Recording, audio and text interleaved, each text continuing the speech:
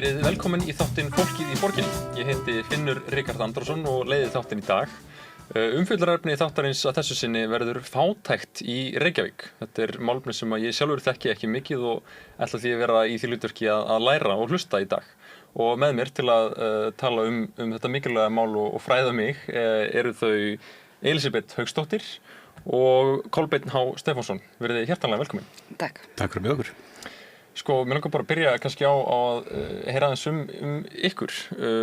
Elísabet, hver ert þú og hvað gerir þú í lífinu og fyrir Reykjavíkurborg jafnvel? Ég er þriggjabarnamóðir á þess 3 straka, eiginlega alla á næstu unglingsárum. Ég er reyndar komin á örorku, alfarið og já, eins og ég segi, ég hef uppgötvað margt og þarf að læra ennþá margt og já, skilja margt í lífinu. Svolítið svo les. En þú, Kolbeinn, hvað gerir þú í lífinu og hvað gerir þú jafnvel fyrir Reykjavíkurborg? Fyrir Reykjavíkurborg. Já, ok. Ég er félagsfræðingur að mennt með doktorprófi félagsfræði og starfa sem dósent á félagsráðgjafardeild Háskóla Íslands og rannsaka lífskjör og ójöfnuð, fátækt og þess háttar hluti. Það sem ég gerir fyrir Reykjavíkurborg og samfélagi kannski, annars vegar fyrir borgarbatterið, þá er ég að vinna með Reykjavíkurborg í rannsókn á svona félagslegu landslagi Reykjavíkur, af því að við vitum þetta öll, en þetta er kannski ekki alveg skýrt fyrir okkur samt að ferðum milli hverfa þá sér það mun í lífskjörum. Fólk með ólíkan fjárhag býr á ólíkum stöðum í borginni. Og það er það sem við erum að skoða meðal annars. Svo kannski svona, það litla sem ég gerir fyrir grenndarsamfélagi, ég sit í stjórn foreldrafélags skólahljómsveitar. Ég held að skólahljómsveitarnar sé einhver mesta snilld sem hefur fundið upp. Það og bókasafn. Og sem sagt, eina sem er að biðlistanir í skólahljómsveitarnum eru ansi langir og það mætti gefa í, það væri strax eitthvað fyrir verðandi borgarfulltrúa til að hugsa. Robert, já, ég tek undir með skólahljómsveitir. Það er eitthvað sem ég hef sjálfur fengið að njóta góðs af og allir mínir 3 eru þar. Já, geggjað. Þetta er bara, já, mikilvægt að vera höldum því við. Árum við komum kannski á dýptina í fátæktina, því að þú kemur svona dagstæðlega mikilvægan hlut í þínu nærumhverfi. Hver eru uppáhaldsstaðirnir ykkar í Reykjavík? Það er spurning. Ég held ég verið að segja eiginlega bara út á landi. Út á landi? Já, þó ég búi í Brjálftina og svoleiðis að þá líður mér langt best einhvers staðar á svona litlum stað bara. Ég er rosalega mikið þar og hef verið svolítið alin upp þar, svolítið svona á hlaupum, eins og við segjum. Búin að búa á mörgum stöðum í gegnum tíðina. Já. Ég er náttúrulega bý í Laugardalnum og valdi það, þannig ég pínur þetta elska Laugardalinn, en staðurinn minn sem er svona kannski pínusamt uppáhalds á þess annan hátt, það er Fellahverfið. Hlutað til að fræðilegum ástæðum, en líka af því að Fellahverfið held ég að sé að mörg hluti misskildasta hverfið í Reykjavík. Það er eitthvað svona neikvæð mynd á því. Það er tekjulegri hópar þarna heldur en víðast hvar og það er hátt hlutfall af innflytjendum. En það er mjög margt líka við þetta hverfið raun og veru kannski sem leiðir af því líka sem gera bara aldrei dýnamist og skemmtilegt. Og þannig að það er svona ákveðnar hættur í því þegar þú fær svona þessa samþjöppun á ákveðið svæði, en ef það er unnið rétt með það þá geta ótrúlega flottir hlutir komið út úr því. Og þá kannski ef við drögum aðeins meira í þetta, hvað ef við tala um fátækt í Reykjavík, hvað er það fyrsta sem kemur upp í huga hjá ykkur? Við byrjum kannski þér, Kolbeinn. Ég veit ekki hvort það er sérstætt fyrir Reykjavík sem slíka, en það er það er ákveðin tilhneiging fyrir fólk svona með í lægri hluta tekjudreifingar til að safna saman ákveðinu svæðum. Þetta er kannski dálítið mikið Breiðholtshverfin mínus Seljakverfi og Árbærinn. Þannig að fyrir mér, og kannski bara því ég er að vinna í rannsóknum akkurat á þessu, þá fyrsta sem ég fer í samþjöppunin.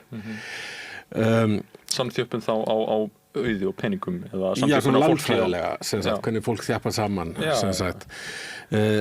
Hitt sem er kannski líka er að þetta er nefnilega dálítið flóknari saga heldur en við höldum oft, af því að til dæmis ef við skoðum þróun tekna í Fellahverfinu á undanförnum 10-15 árum, þá hafa lífskjörin verið að batna í fellahverfinu og það hefur píldi verið að gera það með sko, sem sagt, umskiptum á íbúum. Þar sem að, sem sagt, hlutfall innflytjenda hækkar sem að margir tengja venjulega við versnandi lífskjöri hverfum, en það er að lyfta hverfinu. En þetta er svona pínutaldið svona skrítið svona gentrification eða heldunarferðlisprósess þar sem er líka vísbendingar það að svona kannski hefðbundnari lágtekjuhópar í íslensku samhengi eins og einstæða foreldrar og örorkulífeyrisþegar sé að sko fara út fyrir borgina því að meira segja að í fellahverfinu er húsnæðiskostnaðurinn gríðarlega hár sko með það sem gerist í kring.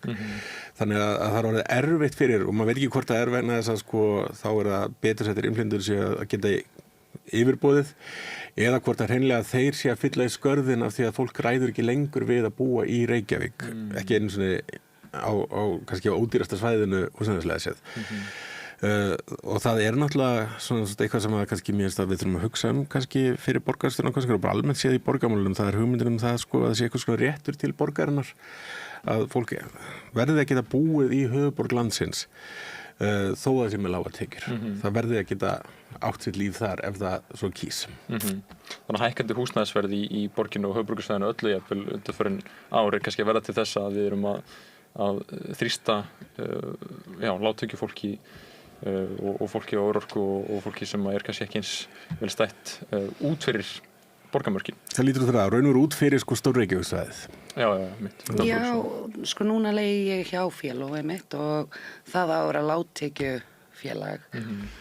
Ég get ekki sagt að það sé ennþá daginn í dag þó ég sé með húsaleigubætur og sérstaklega húsaleigubætur. Leigan mín hefur samt bara síðan í flutti hækka bara, ég liggur 100 skallin ef ekki meira sko.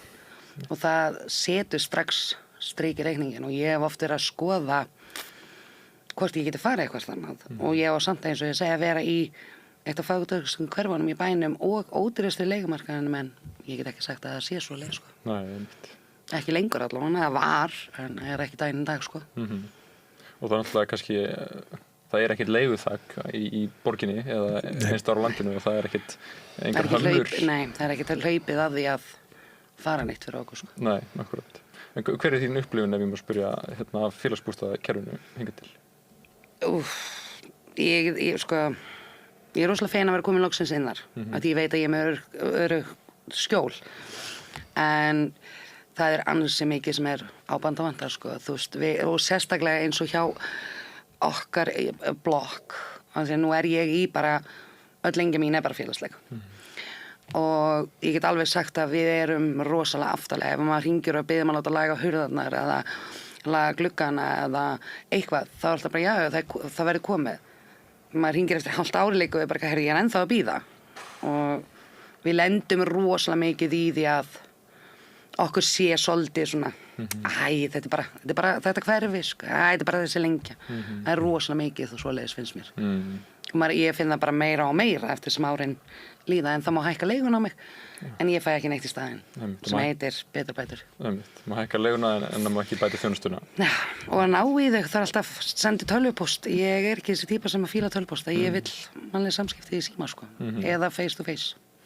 Mér finnst tölvupóstar miskilast og en það tafna það líka, ég hef verið það bara sett frekar aftarlega sko. Já, mannfólk, við erum félagsverur, við viljum tala við þannig fólk í eigin persónu, sjá andlit og horfa í augun á fólki.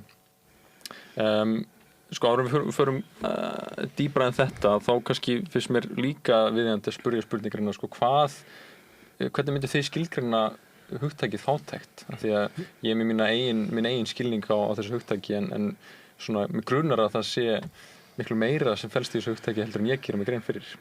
Kolbeinn, hvernig þú grípið þetta fyrst? Það kemur þessum erfiðu spurningum í fátæktarrannsóknunum.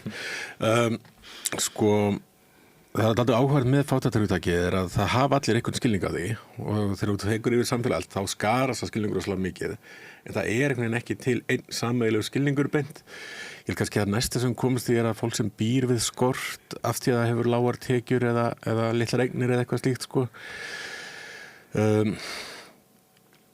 Ég held eins og var kannski að stundum þurfum við aðeins að afpakka þessu fátæktarhugtaki og átta okkur á því að það getur verið mismunandi mál undir því. Eitt af því sem hefur verið sko viðvarandi atriði í sambandi við sko hvernig eigi að styðja fólk sem býr í fátækt er hugmyndir það að sumir verðskuldi sína fátækt og aðrir ekki, þetta sé sjálfskaparvíti og en það opaslega flókin hugmynd þegar við fyrir að afpakka því að stundum er fólk með sannarlega sjálfskaðandi hegðun svona efnahagslega og bara svona lífsgæðilega séð en oft það afleiðing til dæmis af einhverjum áföllum sem fólk hefur orðið fyrir og sem sagt svo erum við að horfa ofta á aðstæður þar sem að kannski hópur sem verst settur fólk sem að að glíma við geðræn vandamál oft sem afleiðingu af sem sagt áföllum oft tengist það líka sem sagt vímuefnaneyslu sem að þá oft eitthvað svona tilraun til að lyfja sjálfa sig svona sjálfslyfjun og þetta eitthvað sem óbúslega auðvelt að bara fordæma og segja hér fólk sem bara aumingjar og þau bara verðskulda það sem þau setja uppi með en oft þegar þú farið á kafrunni hvað nákvæmlega sem að gerast hérna þá getur við ekki sagt að á þeirri meiningu og þá kannski sem sagt ég held að þetta sé dálítið öðruvísi vandamál heldur en hópurinn sem svo kannski fastur lengi með lágar tekjur fólk til dæmis á örorkulífeyri þú veist þeirra vandamál kannski meira það með lágar tekjur og litla kannski svigrúm eða getur til þess að bæta þær og bara fast hann eitthvað staðar og hægt og rólega sem sagt gengur á sparnað mögulega eignir, lánstraustið tæmist og annað slíkt það öðruvísi vandamál þannig við þurfum aðeins svona að afpakka þessu hugtaki átt okkur á hvað það sem að býra á bakvið fátækt hjá mismunandi hópum og hvernig það kallar á ólíkar lausnir það engin ein þægileg lausn fyrir allan Já, þannig að fátækturinn ekki að sama fátækt, það svona Nei, þetta svona dálítið eins og skólafarðunar hugtakið það verið að taka eitthvað sem einkenni en sem sagt á bakvið alls konar ólíkjar ástæður fyrir því að krakkar mæta ekki í skólan það eins með fátæktur raunverulega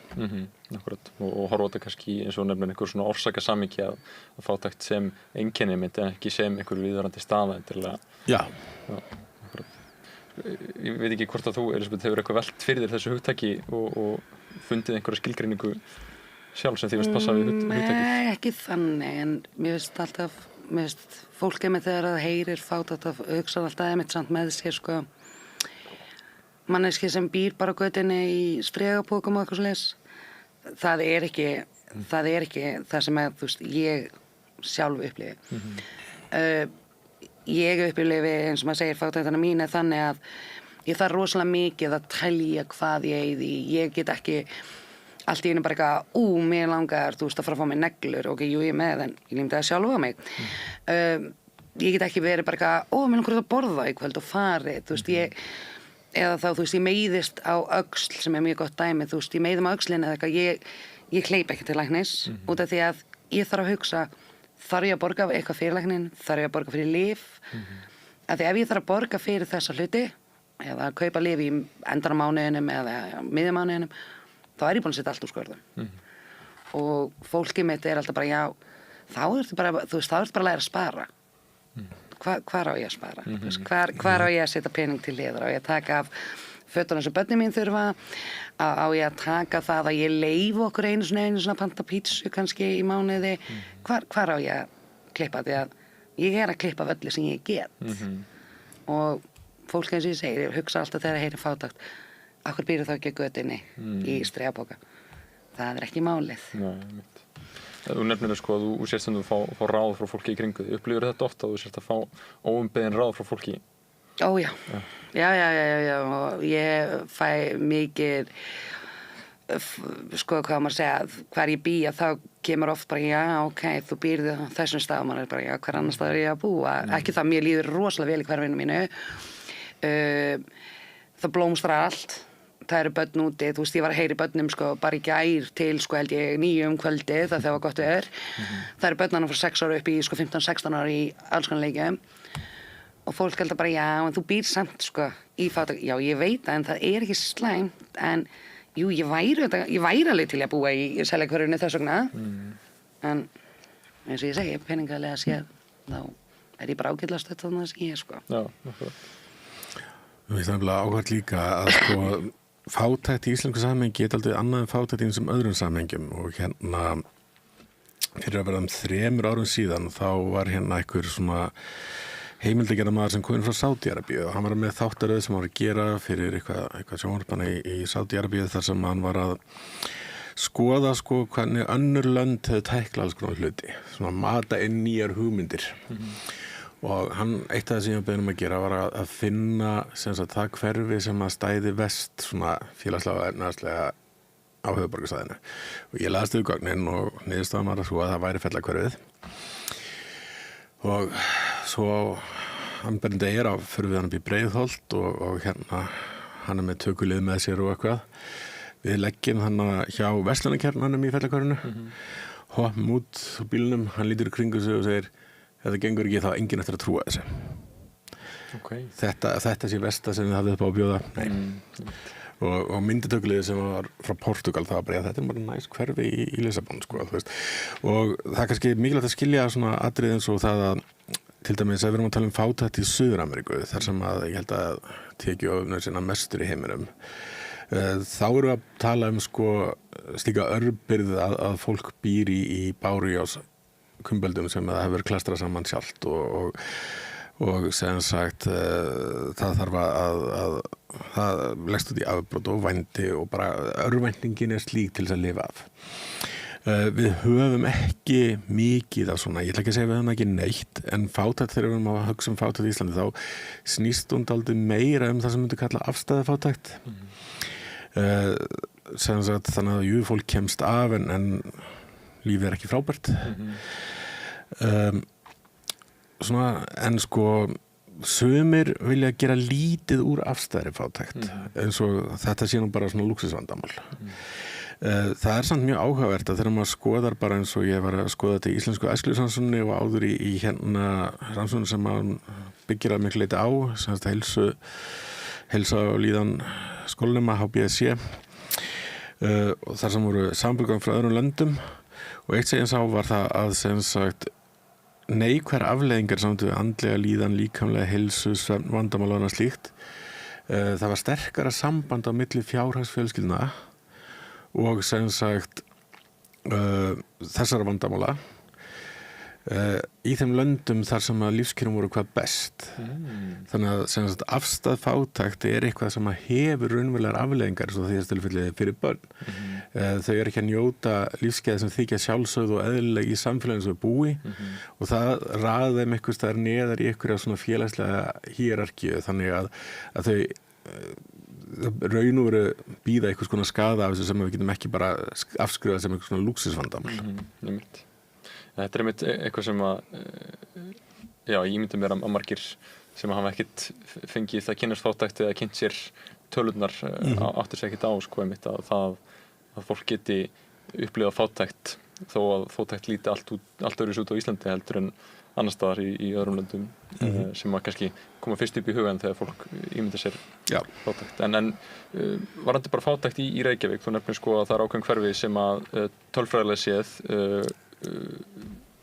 eru þannig að mest fátækt þar en hvaða hverfi þetta svona í ef við tökum breiðara samhengi og hversu mikill munur kannski milli hverfana, hversu mikil samþjöppunin? Sko við erum ekki farin yfir neina krítiska þröskulda. Það til mæling sem heitir ólíkindavísitalan, þetta Similarity Index sem að sko hún raun og veru mælir það hversu hátt hlutfall af einum hópi þyrfti að flytja til að hafa svo bústudreifingu og ykkur annar hópur. Og ef við skoðum þetta tekjuhópum þá sjáum við að sem sagt svona aðskilnaðurinn á milli hópa hefur aukist. Það samt ekki þannig að við sko þá talað að þegar við ferðum við 25% til að flytja þá sétum við komin upp í svona fyrsta svona alvöru þrepið.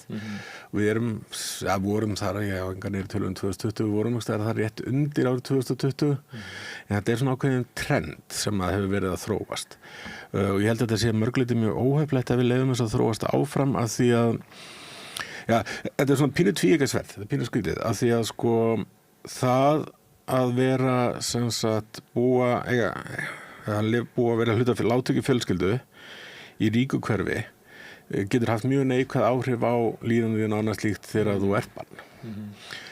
Hins vegar benda líka rannsóknir til þess að krakkarnir sem eru lágtekjukrakkar að búa í þessum hverfum hafi betri horfur inn í framtíðina af því að þau eignast vini sem eru í öðru umhverfi, þau kynnast öðrum hugmyndum og svo hafir oft með tengslanit því að þegar þú kemur út í lífið sem fullorðin manneskja þá getur tengslanit skipt svo miklu máli hvert þú ferð og hvaða tækifæri opnast og sem sagt þessi krakkar þá njóta þess sko. Þannig að sem sagt, það sem er kannski hættan sem sagt, er að þeir fáum mikla samþjöfun af fólki og sérstaklega við horfum á þetta í samhengi krakka samþjöfun af krökkum sem að sko horfa kringu sig og átt þess að því að við erum flest okkar eða stór hluti okkar er ekki með sem sagt sama uppruna á samfélaginu almennt og við erum flest frekar blöng og þau verða að byrja að upplifa sig sem ekki hluta stærra samfélaginu. Það þá sem vandamál geta byrjað að verða til sem að getur orðið erfitt að leysa úr síðan. Þannig að ég held kannski að hin hliðin á sig það að sem sagt, þetta skapa líka stærðarhagkvæmni fyrir borgarkerfið. Félagsþjónustan í Breiðholti til dæmis vel í stakk búin til að takast á við sértæk vandamál sem tengjast þessar samsöfnun og gera margt mjög vel þar. Skólan er eins og í Breiðholti líka sko, sérstaklega Fellaskóli eru með sérstaklega know-how og auka bjargir þannig að þú veist það er alveg en þú veist það er samt spurning hvers mikið við erum að framleiða vandamálið sem að við gætum til þess að leysa það sko ef við gætum bara komið veg fyrir vandamálið Þannig að þarna kannski komum við inn á líka það að fátækt er ekki bara efnahagslegt ástand og kannski oft ekki minna félagslegt heldur en efnahagslegt og við mjög áhugavert sko að fólk upplifi sig mismunandi eftir því hvort að það er í hverju það sem er mikil samþjöfun af fátækt eða ekki. En svona þannig við förum okkur kannski yfir í lausnir. Hvað finnst ykkur Reykjavíkurborg þurfa að gera betur, borgaryfirvöld þurfa að gera betur þegar kemur að því að lyfta Reykvíkingum upp úr fátækt? Það er sko jú, ég hef ekki móti að við segjum öll sem við erum í Breiðholtinu, ekki mér skilum með þannig en það þarf samt að dreifa félagslegum íbúðum aðeins meira nú er ég með börn í Fellaskóla og bara núna fyrir stuttu þar sem ég er yfirmaður foreldrafélagsins í Fellaskóla að þá var ég bara að spyrja hvað væri mörg tungumál inn í skólanum. Jú, mínir eru með tvítunga, þeir eru sem sagt ekki alíslenskir, en ég held að með minna hann hafi sagt sko 25 tungumál. Ekkert að þessu, ég elska því að börn eru rosalega svampar og eru fljót að læra, en þetta samt myndar rosalega óþægilegan hlut af þessu leyti að því að margir af þessu krökkum eru líka að safna sér saman og búið til sína grúppur og þessar grúppur fara upp á móti kannan aftur á móti að það væri svona aðeins reynt að dreifa að þá held ég allir myndu miklu frekar að ná yfir heildina eins og ég segi það er rosalega mikil tungumál og það er rosalega stórir hópar sem myndast og við getum eiginlega líka við sagt að mínir passa ekki því þeir eru semst með íslenska móðir en erlenda feður og þeir eru raun og veru með að segja að passa ekki hann inn í að því þeir eru ekki með báða foreldrar frá samanlandi þá er þeim svolítið svona í hópunum svona aðeins svona svo að því það eru komna hópamyndanir að þá er líka stundum hort niður á í hvað blokku býrð inn í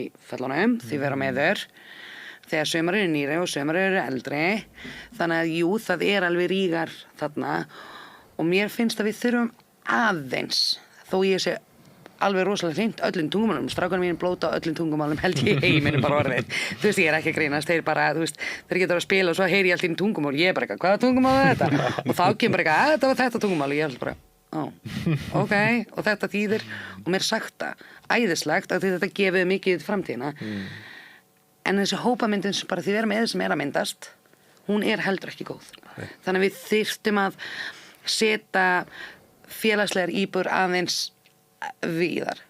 Blokki mín er rosalega dæmd af því að hún er ein stór lengja félagslegu og það er ennþá að tala sögur sem gerði sko áður en ég flutti inn í blokkina af því hún er til í divaf. Þannig að maður er stundum bara svona ok. Þannig að 1-2 félagslegar íbúðir inn í bara venjulegan kjarna að það væri æða. Því það var ekki heldur hægt að hafa bara einaslega félagslega íbúð inn í einni blokk út af því að þá ég veit dæmi þar sem að vinkona mín býr í blokk og hún eina félagslega íbúðin og það alveg hort niður á hana. En samt er hún mín blokk og hennar blokk bara við hliðina á mér, við búum í sama hverfinu, en að því hún félagsleg. Þannig að 2 íbúðir í blokkir væri rosalega fín og það aðeins meira drift úr hlutunum. Þá held ég að þetta svona myndi aðeins jafnast út fyrir, en svo líka, þú veist, má alveg sko að vera kannski ekki að hækka allt upp öllu valdi, sko, af því að launin okkar hækka ekki. Maður alveg með sama launin og svo mjólkupóttur búin að hækka upp í 20 krónur. Jú, fólk bara, 20 krónur er ekki mikið. Jú, það er mikið. Allavega fyrir mig. Kannski ekki fyrir aðra, en fyrir mig er það mikið. Að 20 krónur á hvern mjólkupótt, sko. Og svo talar við líka aðeins sko að þú verður ekki upplifa að þú verður að fá sko nægilega góða þjónustu. Nei. Hvað myndir þú vilja sjá borgina að gera betur það? Það eins og ég segi, þú veist, þrepin sem á þessu lyfjadóti mættu tekna miklu hraðar inn, til dæmis, og ekki falla svona hratt niður, af því að bara leiður maður komin upp í hæðsta þrepið sem maður fær mest fyrir, að þá allt í einu bara, þegar maður kemur bara 2 dögum seinna, þá allt í einu bara þrepið allt komið í 0 og maður bara og það bara 20 skróna reikningu líka við freitt lyf og maður alveg bara svona en ég kom í gær og það var bara já, það rann út þarna og maður svona mættu ekki að fyrirvara á því segja manni þegar það að detta út þannig að maður getur verið undirbúinn eins og ég segi, hafa tímabili lengra ekki bara fyrir mig, bara fyrir alla hafa tímabili lengra ég sem betur við þarf ekki að taka mikið af lyfjum en ég með börn sem með greiningar þannig að þau á lyfjum og fyrir mig að bara ef að lyfjaskírteinið á barninu mínu öðru dettur út eða að hann tekur ekki lyfin í smá tíma og ég ætla svo að endurnýja það og geri það, þá er allir komin í fyrsta þrep og það bara 18 skallleiku og maður bara ok, og maður alveg, hann þarf þessi lyf þannig að mætti líka vera svona að segja manni og viðhorfið sem við fáum líka inni hjá læknum rosalega leiðilegt það rosalega mikið svona, já, þú öruggur það sést kannski ekki á mér en þú veist líka ekki hvað ég glími við dagstælega í hausnum á mér eða hvort ég sé eitthvað verki þó þú sjáu það engi og það er alltaf svona ert þú sem steinn af þessum og maður bara ekki það ég kausa sko. Ég væri alveg til að vera vinnandi móðir bara lifandi góðu lífi sko. En því vera með það ekki bæði út áföllum og slysum og öðru þannig að svona viðhorfið hjá bara ríkinu yfir höfuð gagnvart okkur má alveg breytast rosalega mikið. Þannig að það er ekki bara það að þjónustan sé ekki nægilega góð, heldur eru líka fordómar í kerfinu. Ja, og rosalega fordómar. Og sérstaklega eins og ég segja að það sést ekki á mér nákvæmlega hvað er máli á hverju ég sé og öðru sko. Og það eru fleiri þar og mér finnst það megið þá bara hugsa ok, hún er mannesk, alveg eins og ég eða þú veist ok, hún náði því mér ekki að mennta sig sem lækni sko. Þannig að það er svona, já, sem að mér finnst það mætti alveg fara að skoða sko. Já. Kolbrún, hvað það svona sem þér efst í huga sem þér finnst mikilvægast að borgaryfirvöld geri segjum bara næstu 4 árunum til þess að lyfta fólki í Reykjavík upp á fátækt?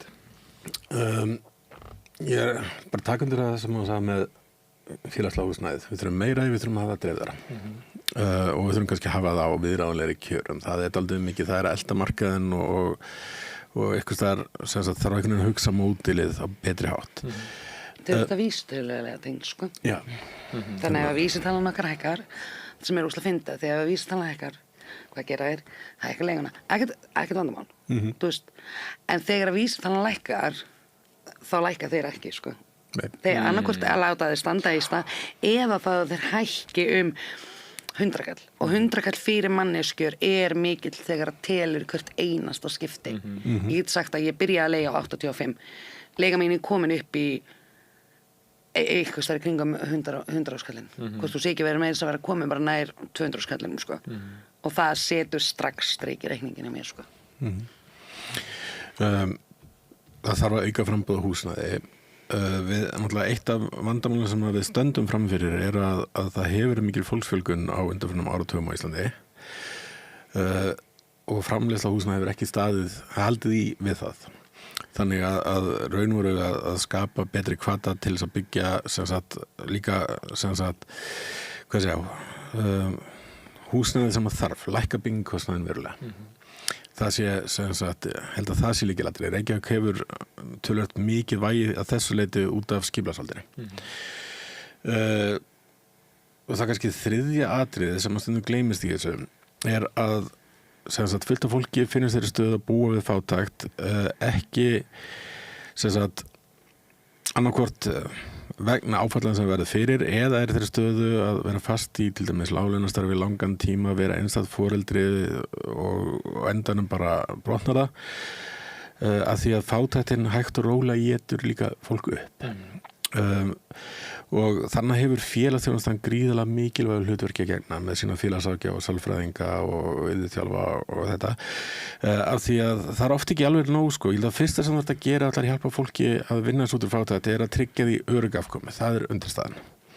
Þegar þú ert komið þangað þess að það er ekki nóg því að þá getur raun og verið byrjað að hjálpa fólki og vinna með það því að markmiðið er að alltaf þegar það er hægt að mista kosti, það er auðvitað ekki alltaf hægt en þegar það er hægt þá viltu gera fólki kleift að taka stjórn á eiginlífi og vinna sér sjálft út úr fátækt en fólk þarf oft til stuðning við þetta rétt á með það kemst í genið það ferli ef þú er búin að búa fátækt í mörg ár þá er bara kannski trúin á það að þú getur þetta yfir höfuð farin og það þarf að byggja manneskjuna upp.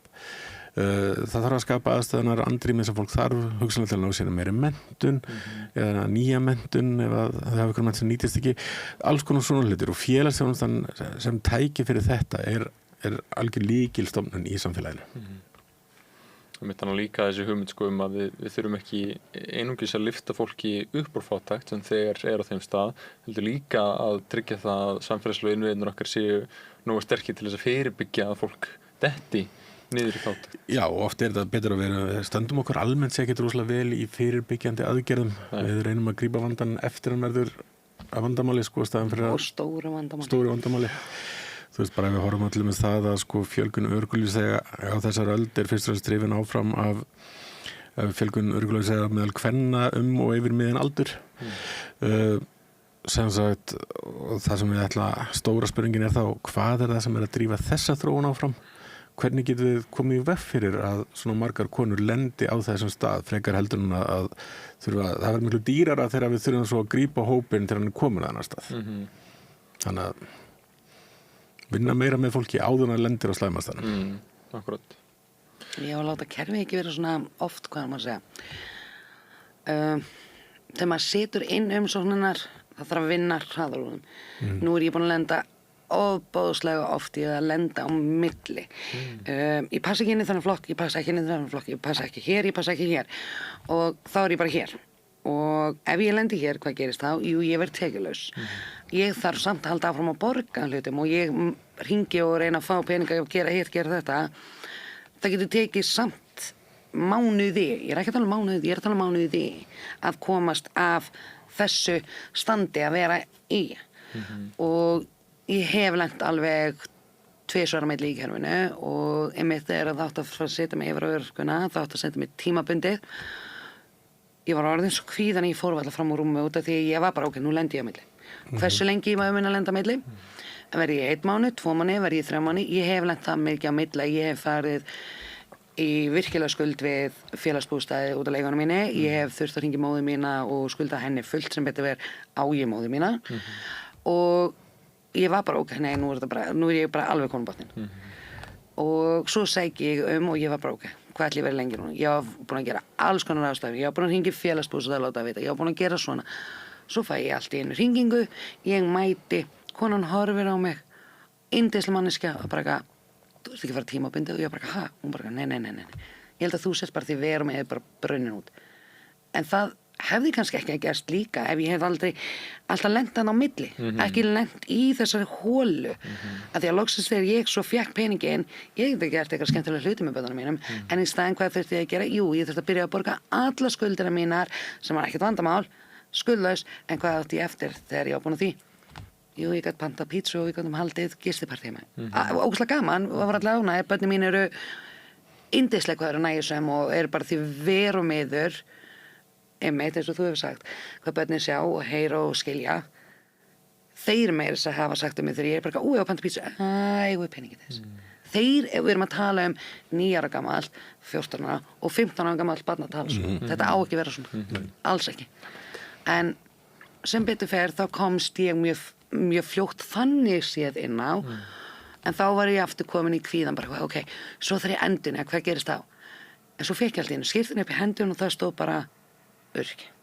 Og ég var bara, þá var eins og það bara verið tekið steinn og hann bara tekin að mér og ég bara svona, vá, ég get andað.